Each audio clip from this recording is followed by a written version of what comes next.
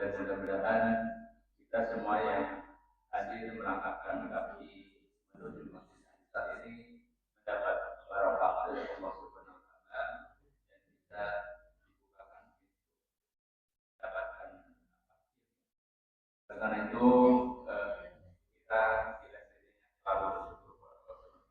Salawat dan salam semoga senantiasa kepada junjungan kita Nabi Muhammad sallallahu alaihi wasallam. Bapak Ibu rahimahullah, untuk mengawali kajian pada sore hari ini, mari kita awali dengan membaca basmalah. Bismillahirrahmanirrahim. Selanjutnya salawat kami aturkan kepada kami. Alhamdulillah wa syukru ala ni'matillah wa ashhadu an la ilaha illallah wahdahu la syarikalah wa ashhadu anna Muhammadan abduhu wa rasuluh alladzi la nabiyya ba'dah amma ba'du. Terakhir hadis nomor 50.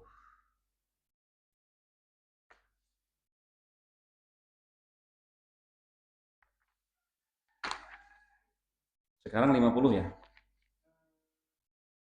Atau 51?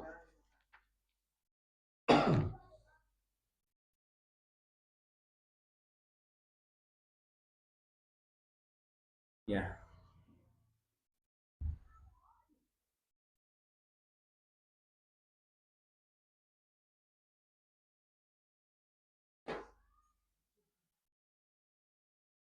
Masih tentang bab sabar. Hadis nomor 50 kalau dari awal, hadis nomor 26 dari bab sabar. Jadi yang namanya sabar itu menerima apa yang ditetapkan oleh Allah, tetapi kita tetap mencari solusi yang terbaik. Kalau kita diberi ujian oleh Allah dengan sakit, kita menerima bahwa ini adalah ketentuan Allah dan kita berikhtiar untuk sehat, itulah sabar. Jadi bukan begini, kalau orang sakit terus ke dokter, itu sabar, bukan begitu.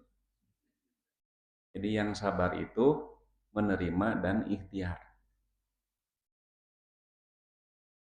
Tapi seringkali nanti sabar itu dijadikan sebagai alasan oleh para pecundang.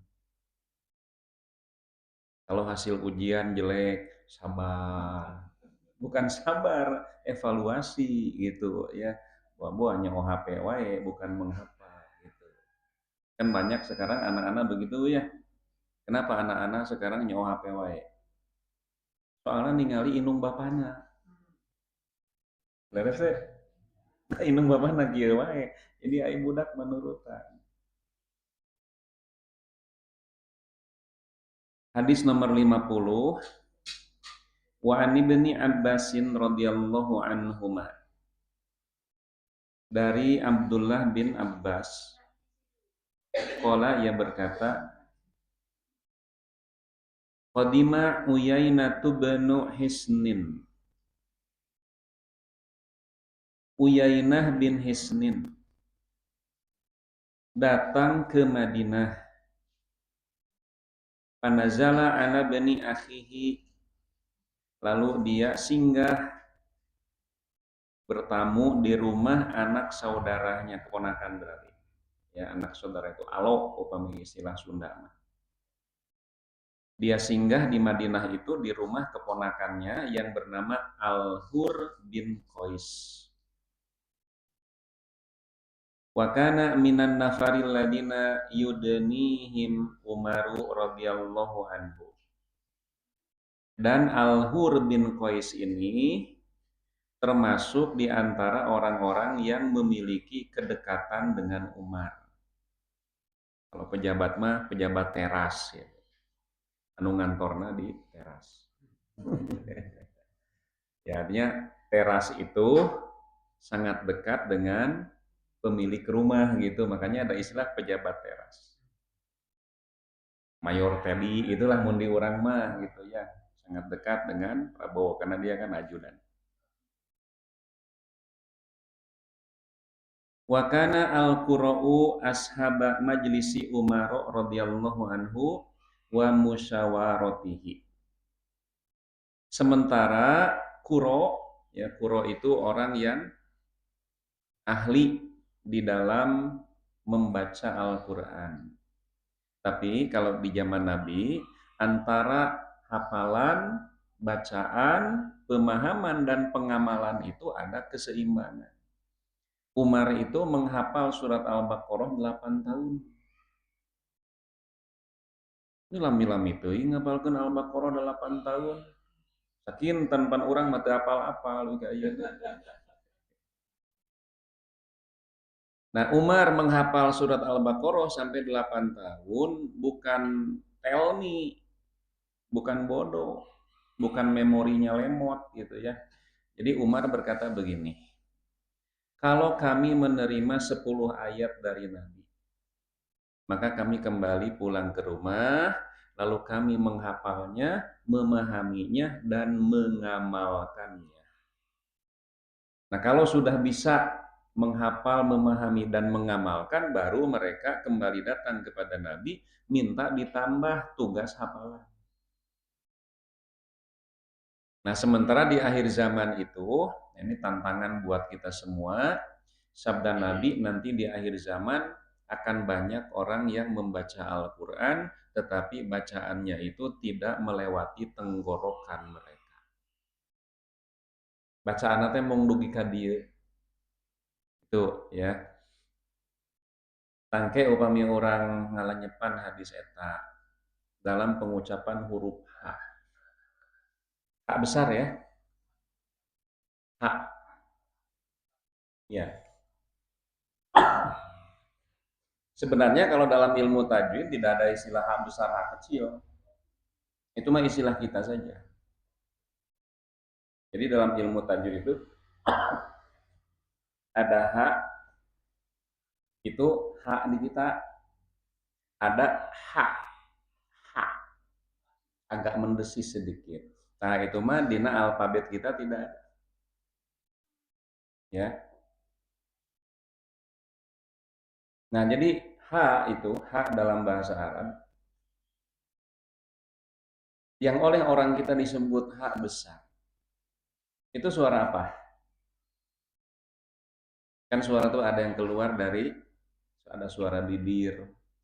Suara bibir itu ba, fa, wa, ma. Itu suara bibir.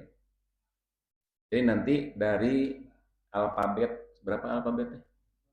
Arab teh 26 ya. Dikelompokkan ada huruf yang keluar dari bibir. Suara bibir disebutnya. Jadi wa, ba, ma, dan fa. Nah, nanti kalau kita perhatikan kan semua manusia berasal dari bibit yang sama, Adam dan Hawa. Makanya nanti bahasa di tiap-tiap negara walaupun beda pengucapan, tetapi kalau begitu ditelusuri ada kesamaan. Nah, yang menjadi penyebab perubahan pengucapan itu tetap tidak akan keluar dari makhraj. Jadi pengucapan huruf yang berbeda pasti satu makhraj, Pak. Kalau Bapak bahasa Arabnya apa? Ab, abun. Diurang jadi apanya. Ba dengan fa sama makhraj. Nah gitu ya.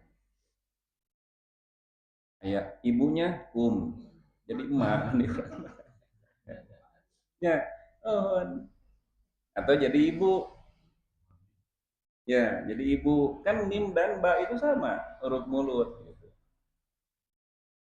Nah gitu ya. Kadang-kadang nyumput ayah walana, oh jadi walana. Padahal Belanda karena ba dan wa itu satu makhraj. Ya, jadi ayah Belanda, ayah walana gitu.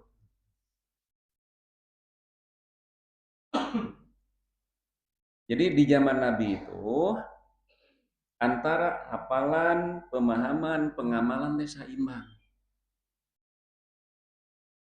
Kalau di kita banyak yang hafal, tapi tidak jarang orang yang tidak paham.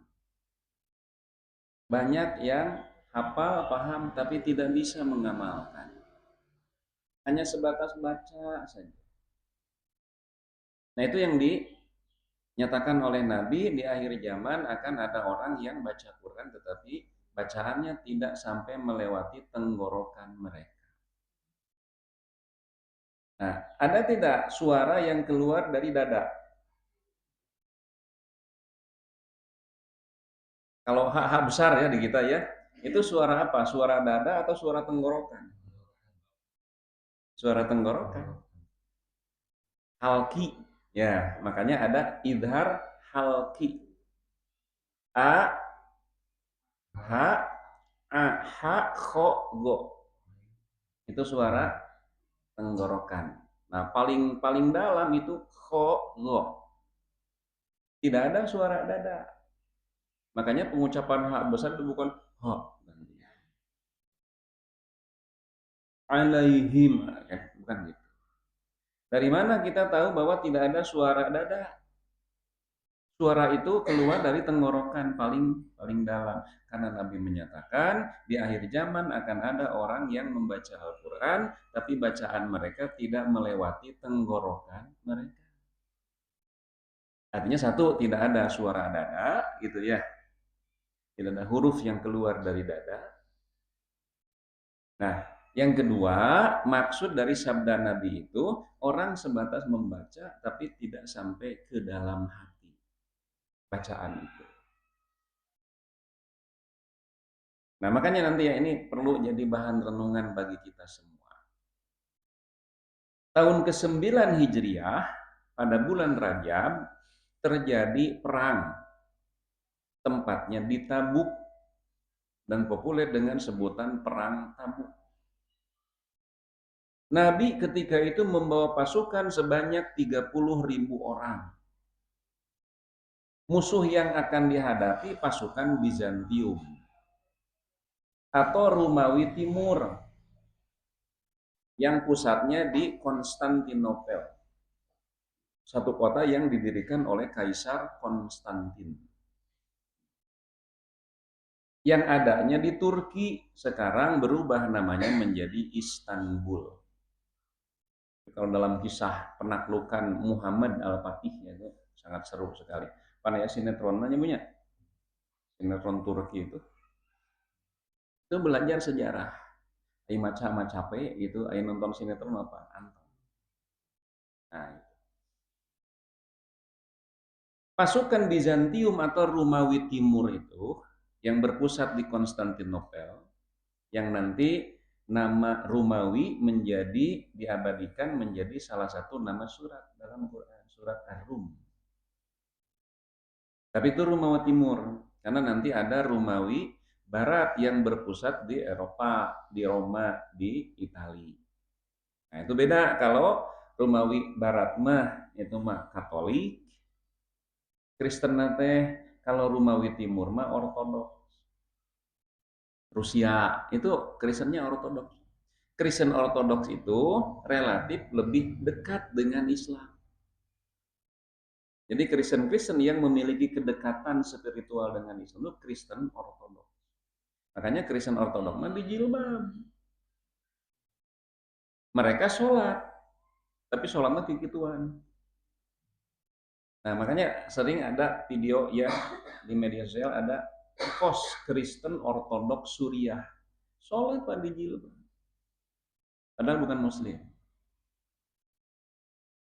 Nah jadi 3.000 pasukan muslim mesti menghadapi pasukan Bizantium, yang pasukan Bizantium itu memiliki personel, memiliki tentara sebanyak 200.000 orang. Jadi kalau jadi pertempuran itu 30.000 lawan 200.000 orang. Jadi hiji banding genep itu ya. Tapi setelah Nabi berada di Tabuk menunggu selama 20 hari, pasukan Bizantium tidak mau datang, tidak mau menemui, tidak mau bertempur melawan pasukan muslim. Akhirnya Nabi dan para sahabat pulang. nyenanaonan di tabuk ya itu. Karena musuh kan tidak mau berhadapan. Ternyata mereka sudah keder, sudah takut. Bahkan ketika Nabi masih berada di Madinah, itu rasa takut sudah menghinggapi hati orang-orang yang terkumpul di pasukan Bizantium. Nah, yang jadi pertanyaan gitu ya, 30.000 pasukan Muslim ditakuti oleh pasukan Bizantium yang secara jumlah mereka lebih banyak, secara peralatan tempur lebih canggih, pengalaman tempur mereka cukup berpengalaman. Kenapa sahabat Nabi disegani? Padahal jumlahnya minoritas. Kenapa orang Islam sekarang dilecehkan? Kejadian terbaru kan? Ya, di Kopo itu. Seenaknya saja mereka menghina Islam. Nah, sekarang umat Islam itu dinyatakan oleh Nabi seperti buih di lautan. Jumlahnya banyak, tapi tidak memiliki kualitas. Apakah Al-Quran yang dibaca oleh kita sekarang dengan Al-Quran yang dibaca oleh sahabat dulu beda? Sama. Yang jadi permasalahan, sahabat Nabi itu membaca, memahami, mengamalkan. Kita umumnya membaca saja, boro-boro karena ngamalkan gitu, memahami pun tidak. Nah, ini tentu bukan dalam artian kita mesti berkecil hati, tetapi mesti jadi bahan pemicu supaya setelah membaca, menghafal, coba dipahami dan usahakan diamalkan. Nah, bagaimana kalau belum bisa mengamalkan? Belum bisa, Pak. Sanes mual ngamalkan, belum bisa. Seperti bapak-bapak belum bisa mengamalkan surat An-Nisa ayat 3. Sudah bisa belum? Belum. Penakut semua. Minal khoipin, ini penakut semua.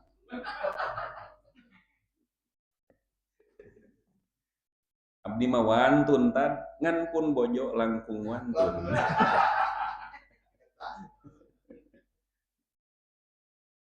Sanes moal ngamalkeun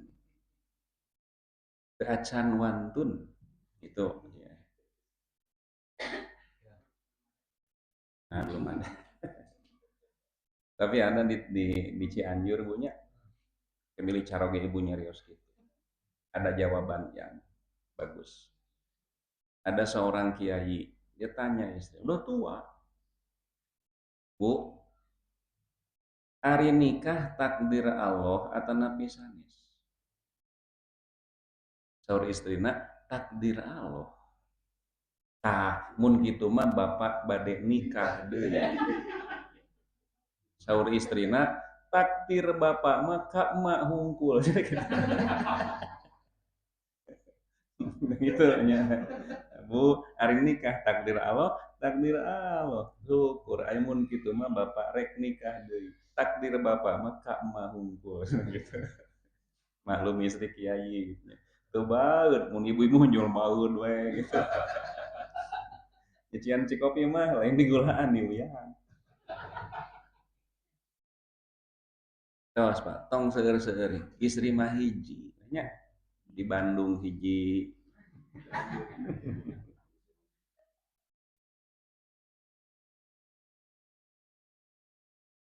Wa kanal qurra'u ashaba majlisi Umar radhiyallahu anhu wa musyawaratihi.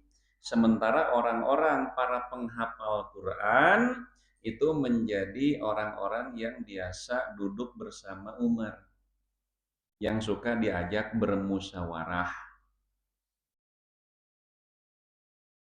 Kuhulan kanu au subbanan, apakah mereka sudah tua atau masih muda? Jadi Umar itu meramu antara generasi tua dan generasi muda, dikumpulkan di satu majelis. Kalau ada masalah muncul, maka Umar itu selalu bermusyawarah dengan mereka. Kalau sudah ada ketetapan hasil musyawarah, nah udah Umar akan melaksanakan. Jadi kenapa mesti bermusyawarah? Hasil musyawarah mah dina gagalna oge moal silih lepatkeun.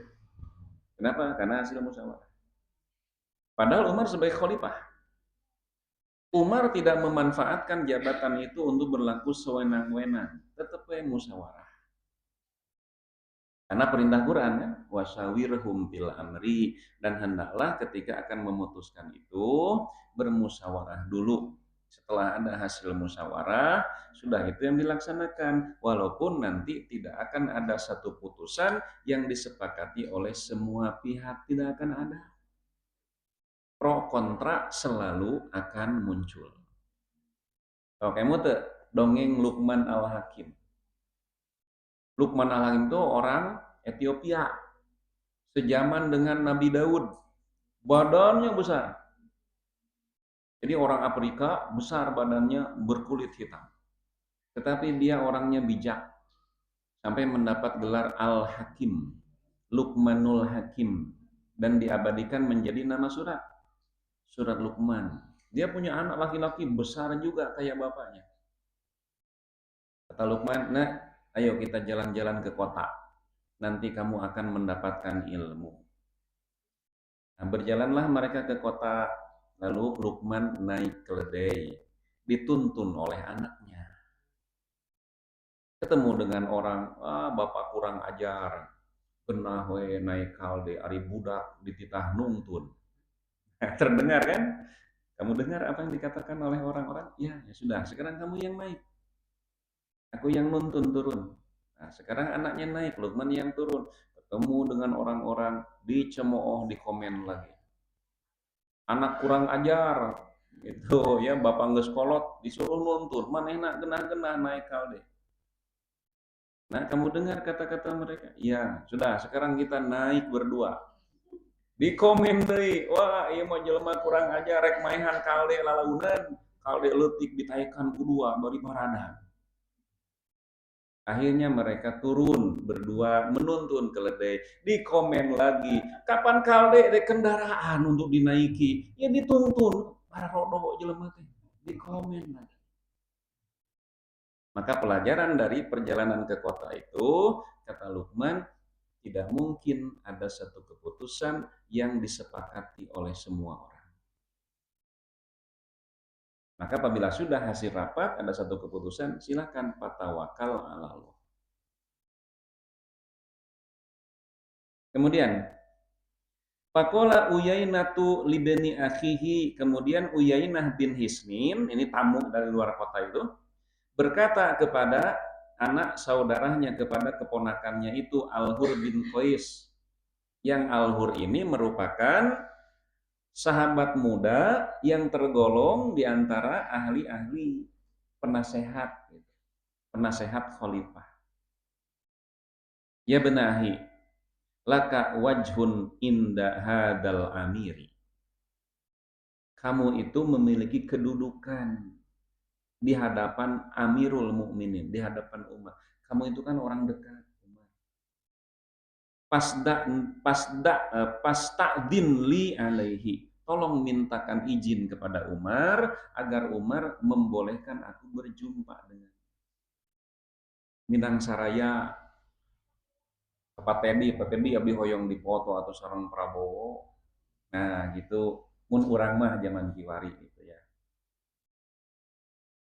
Kemudian pasta'dana, lalu Al-Hur bin Qais meminta izin kepada Umar karena pamannya mau berjumpa. Fa'adana lahu Umaru lalu Umar memberi izin. Jadi biasa ajudan gitu, zaman kapengur ge aya. Tidak sembarang orang bisa berjumpa dengan khalifah. Super sibuk khalifah itu. Jadi jangan dipikir yang namanya khalifah teh jalan-jalan, naik kuda, piknik, bukan begitu. Beda dengan pejabat sekarang. Jadi zaman dulu itu menjadi khalifah mesti bisa melepas segala. Abu Bakar, beliau seorang saudagar kaya. Setelah Nabi wafat, diangkat menjadi khalifah, Abu Bakar tidak bisa lagi berdagang. Karena seluruh waktunya tersita untuk mengurus umat.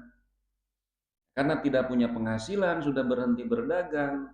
Sementara Abu Bakar punya keluarga, akhirnya kalau sekarang badan anggaran DPR gitu ya, Dulu mah Baitul Mal itu bermusyawarah akhirnya sepakat untuk menggaji Abu Bakar sebagai khalifah. Diberilah gaji Abu Bakar itu 10 dirham per bulan. 10 dirham per bulan. Gaji khalifah katanya. Sadirham berapa? Sadirham kayaknya kita ulangi. 1 dirham itu dari dinar dulu. 1 dinar teh 8 juta. Upami sadinar sami sareng 12 dirham. Jadi pami 8 dibagi 12 berapa? 8 juta dibagi 12. Berapa?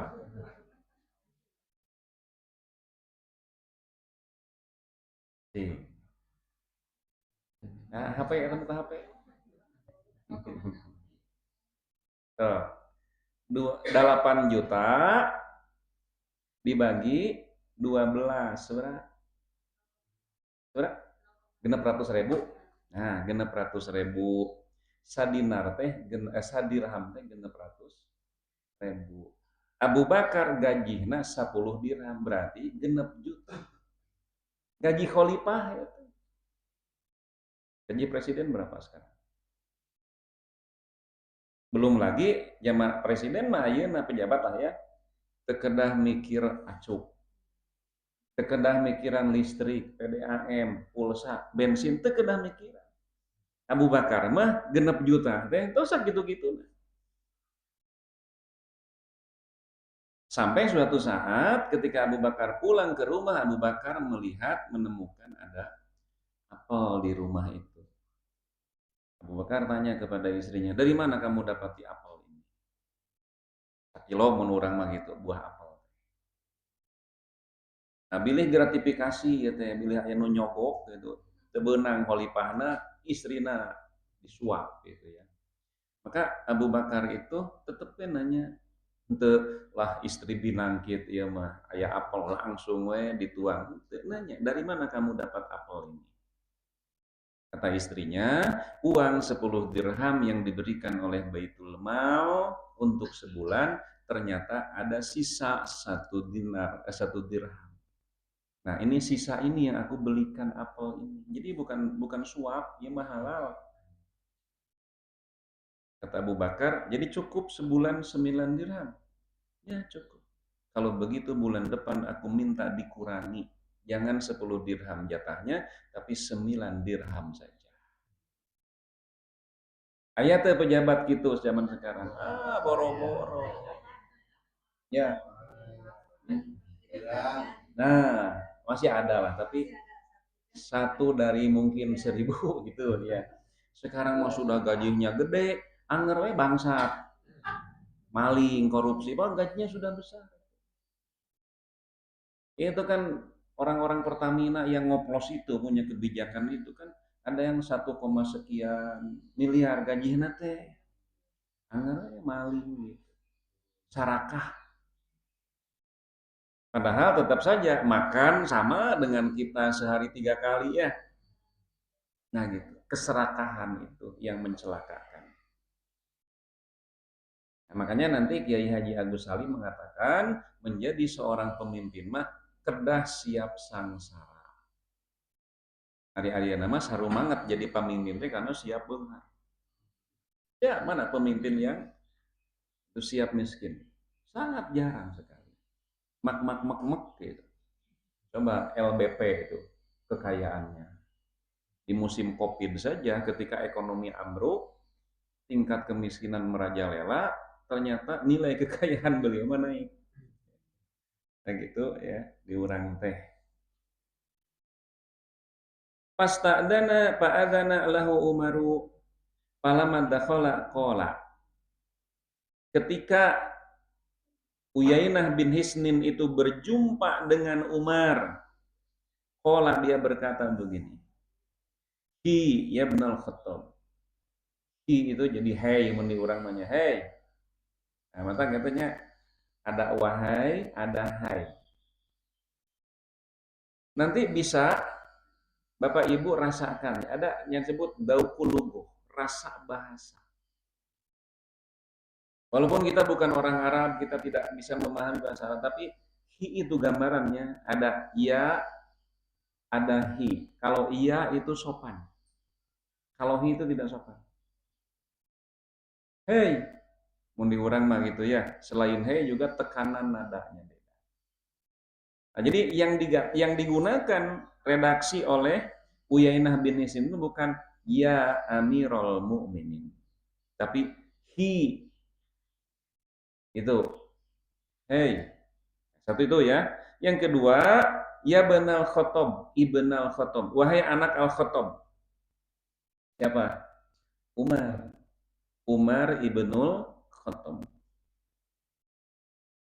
Nah, orang-orang dulu, orang Arab, mereka senang dipanggil dengan penisbahan kepada ayahnya. Makanya sahabat Nabi ada Ibnu Umar, namanya kan Abdullah. Ibnu Abbas, namanya Abdullah. Ibnu Mas'ud, namanya Abdullah. Mereka senang dipanggil dengan nama ayah. Kenapa? Ayahnya Muslim. Seperti Abu Bakar. Abu Bakar itu senang dipanggil oleh Nabi, ya bena Abi Kuhafah. Wahai anaknya Abu Kuhafah. Abu Kuhafah itu Muslim. Walaupun Abu Kuhafah masuk Islam terakhir tahun ke-8 Hijriah, tapi Muslim. Tapi Al-Khattab itu ayahnya Umar itu kafir. Tidak masuk Islam. Nah makanya memanggil Umar dengan sebutan Yabnal Khattab. Ini satu ketidaksopanan. Karena Umar juga tidak nyaman dipanggil dengan bukan ngelelengit bapak gitu ya. Tapi Umar lebih senang dipanggil ya Umar. Wahai Umar. Nah, jadi ini istilahnya mukodimah gitu ya. Panggilan awal memulai pembicaraan yang tidak sopan. Iya ibnal Khattab. Wahai anaknya Al-Khattab. Fawallahi demi Allah ma tu'tinal jazla wala tahkumu fina bil adli. Engkau itu kalau melakukan pembagian selalu tidak adil dan dalam menetapkan hukum pun selalu tidak adil. Ini tuduhan yang sangat luar biasa. Padahal Umar itu terkenal dengan keadilannya. Memberi adil Umar mah. Contoh ya, ada seorang sahabat Nabi namanya Hakim bin Hizam. Kalau tidak salah sudah ada, saya lupa nih, sudah atau belum. Namanya Hakim bin Hizam. Hakim bin Hizam itu datang kepada Nabi minta, diberi oleh Nabi itu.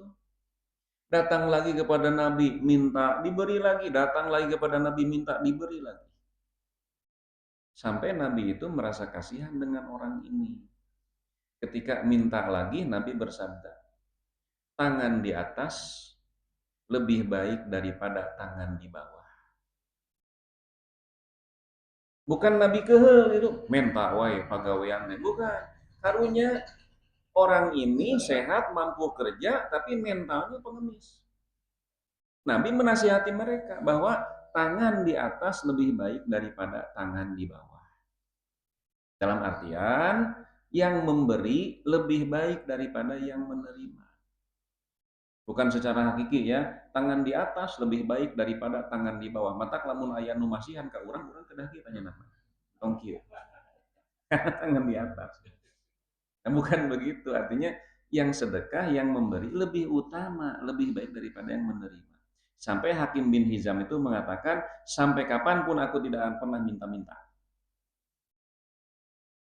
Nah, dia sadar dengan sabda Nabi itu. Bukan memposisikan Nabi menyindir atau mual merema mual lah kamu sunar sindir sadar. Karena Hakim bin Hizam tahu Nabi mah tidak pernah sindiran gitu.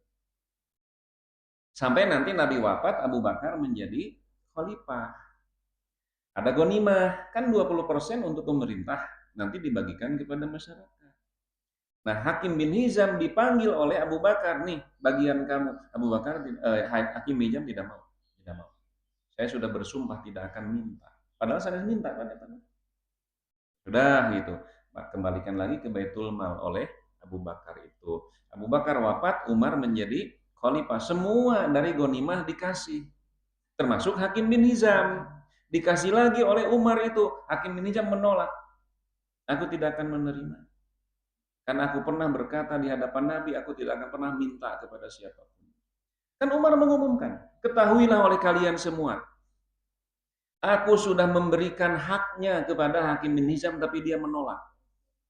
Jangan sampai ada fitnah di kemudian hari, Umar teradil gitu. Padahal Umar memberi, cuma hakim yang tidak mau. Hakim bin Hizam tidak mau menerima. Satu, itu mengenai pembagian. Kedua, mengenai keadilan.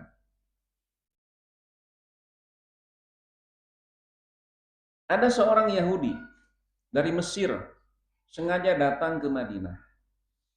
Gubernur Mesir itu Amr bin As namanya. Waktu itu ada perluasan masjid di Mesir.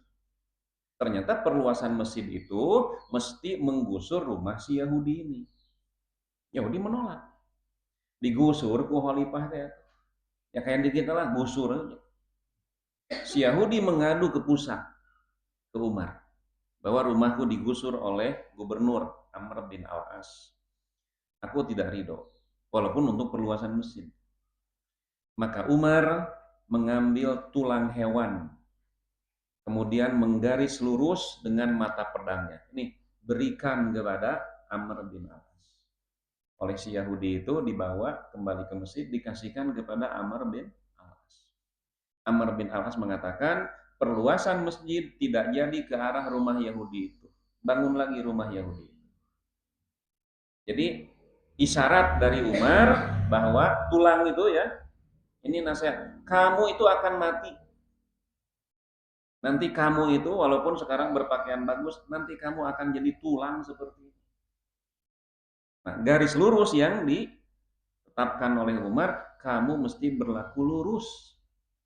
Walaupun menjadi khalifah di dalam memutuskan hukum, karena kamu akan jadi tulang. Sampai si Yahudi itu tertarik dengan keadilan Islam, asalnya dipaksa tidak mau, sekarang dengan sukarela menyerahkan tanahnya untuk perluasan masjid. Itu gambaran sederhana bagaimana keadilan umat. Mual ayah khalifah nu siga kitu. Sekarang jangankan level negara gitu ya. Kan saya 93, saya lahir dari Kolot. Saat 93 saya di Malaya. Saya tahu persis gitu. Dari mulai awal pembebasan Trans Studio di Totogan Jalan ini, Turangga, kan ada Dokter Sukoco, masih ingat tidak? Beliau ahli radiologi, Pak. Itu diteror sampai 2 kali. Masuk koran PR itu. Jadi terjadi percikan api, ternyata sudah ada sekompan minyak tanah di atap rumahnya. Karena tidak mau menyerahkan, membebaskan tanah itu. Kan orang main teror. Keadilan tidak ada lagi. Jadi kita gambaran sederhana. Terus saya masuk koran PR. Akhirnya Dokter Sukoco pindah kan ke Cikudapateur, Kolot itu, depan Sesko. Gambaran seperti itu di kita.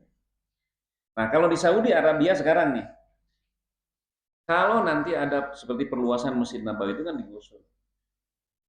Tapi di sana itu tidak ada ganti rugi. Di Saudi mah semuanya ganti untung. Di orang mah ganti rugi, digantian bari anger rugi. Itu, jadi itu mah ganti untung. Di Saudi mah tidak ada protes, Pak. Tidak ada yang protes. Kalau raja, dan jelas kan alasannya untuk perluasan Masjidil Haram, bebaskan semua.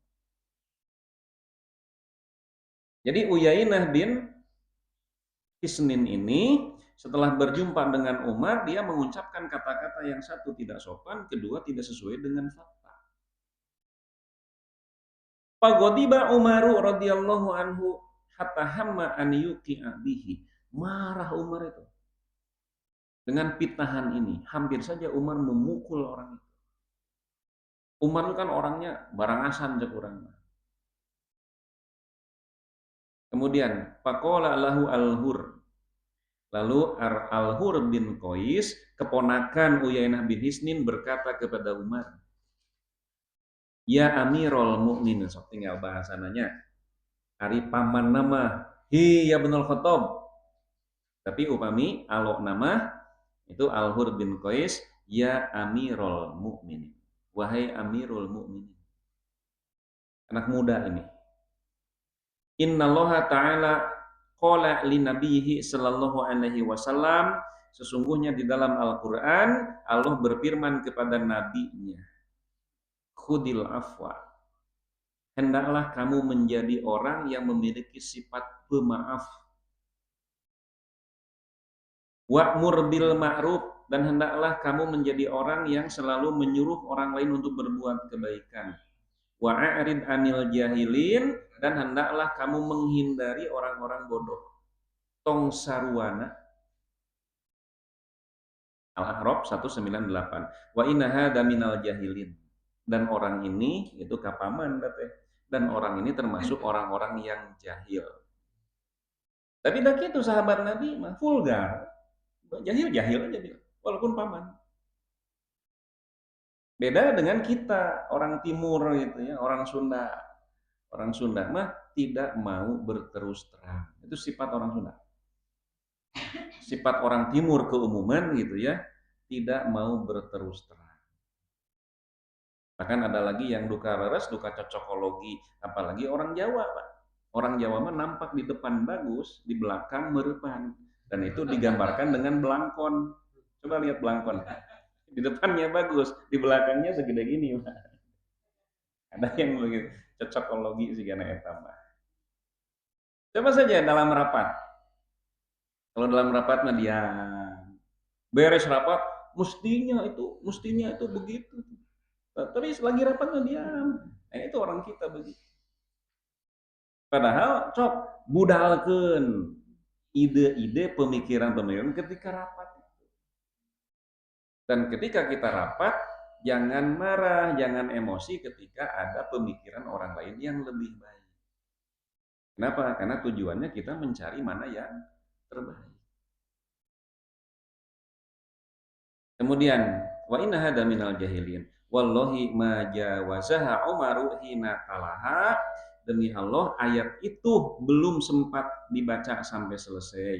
Wa kana waqafan inda kitabillahi ta'ala, dan Umar itu selalu menaati apa yang diperintahkan oleh Allah. Terjadi, di tengah nanti terjadi gitu kan. Uyainah bin Hisnin teh karena dibacakan ayat. Jadi umat ya cicing mana mah budak.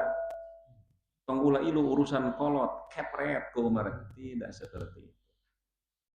Nah itu jadi satu ya, Islam menyuruh kita berbuat sabar. Yang kedua, sahabat Nabi itu benar-benar sami'na wa ata'na. Diurang beda, Pak. Kalau ada orang bertengkar, itu bacakan ayat ieu, siap pipilueun. Nah, jawab gitu diurang mah gitu.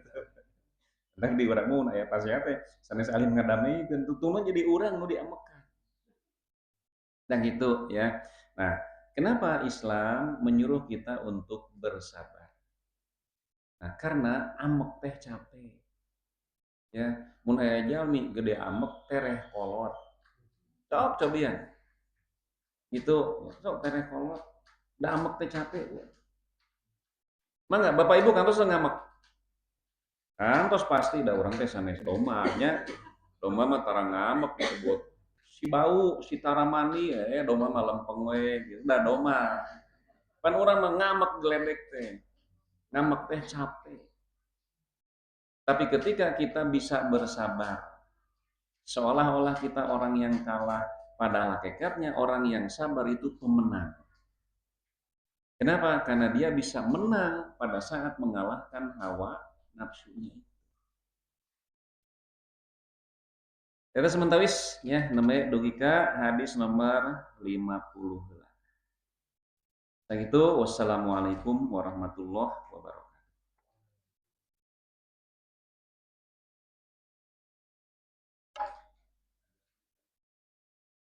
Ya, petarosan. Tahu Ibu, pilih mana narosan kami.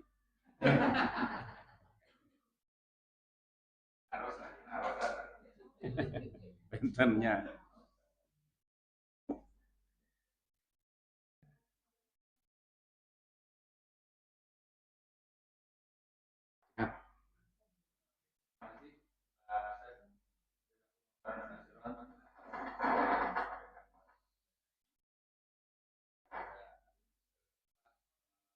sahabat.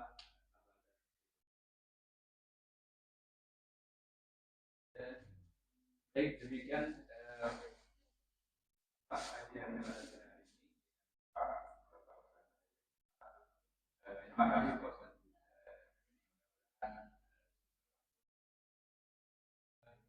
Nanti kita akan lanjutkan dengan acara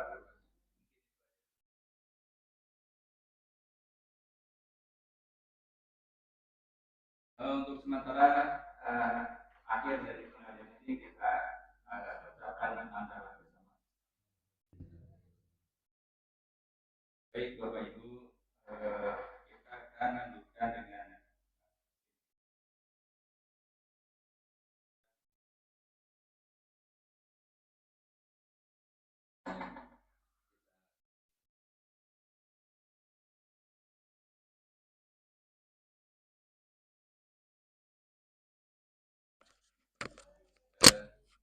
Bapak Ibu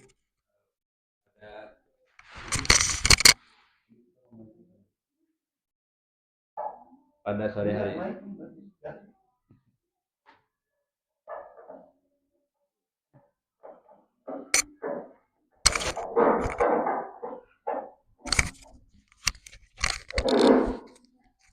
Pada sore hari ini kita sebenarnya berbagi ini ada satu tidak mengeluarkan semuanya dari kas DKM, tapi ada donatur dari luar. Oleh karena itu kita doakan kepada mereka yang berinfak, mudah-mudahan infaknya barokah, ada keberkahan dari untuk diri dan keluarganya. Mudah-mudahan di masa yang akan datang bisa lebih, mudah-mudahan bisa berlanjut gitu. Mudah-mudahan ya. Baik Bapak Ibu, ini kita ada 10 orang ya, yaitu yang pertama Bapak Iim Aminuddin, kemudian Bapak Toha Iskandar, kemudian Selian Dewi, Ibu Dini ya, kemudian Ibu Tasih, Ibu Melita, Ibu Dedi Supriyanti, Bapak Iwan, Bapak Undang Jamaluddin, kemudian Nona Azkah dan Tamia ya, Dania ya.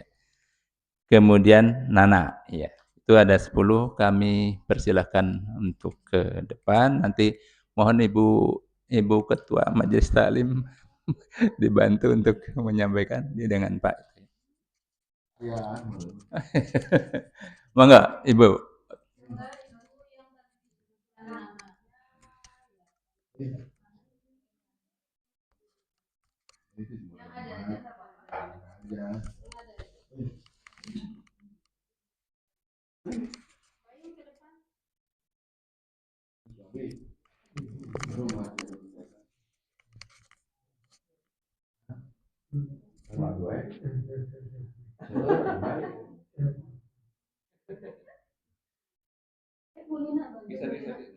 Saya lurus.